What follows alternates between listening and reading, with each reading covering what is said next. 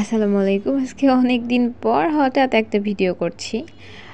এই কথাটা ভেবে যে আসলেই আমি একটা মোটামুটি লেভেলের গুণী মানুষ। কারণ অনেক ব্যস্ততার কারণে, ব্যস্ততা বলতে আমি নতুন ডিজাইনের কাজ শিখছি। তো সেই কারণেই আমি সোশ্যাল মিডিয়াতেও সেভাবে অ্যাক্টিভ না, আর বাসায়ও খুব বেশি একটা থাকি না।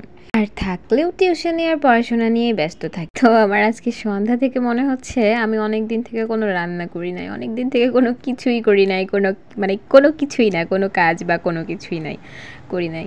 তো এখন আর শান্তিই পাচ্ছিলাম না, দৌড়াই গিয়ে একটা রান্না করলাম।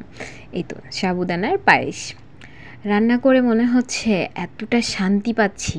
এটা আমি কিন্তু খাবো না, আমি মিষ্টি খাই না একদমই, খেতেই পারি না এক প্রকার, এরকম পার্সন আমি।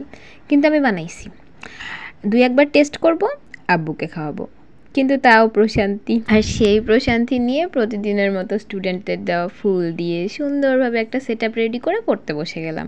একটা মেয়ে মানুষের এর চেয়ে বড় গুণ আর কি হইতে পারে, যে 7 দিন রান্না না করলে তার মনে হয় সে পৃথিবীর কিচ্ছুই করে নাই, কিচ্ছুই ভালো লাগছে না।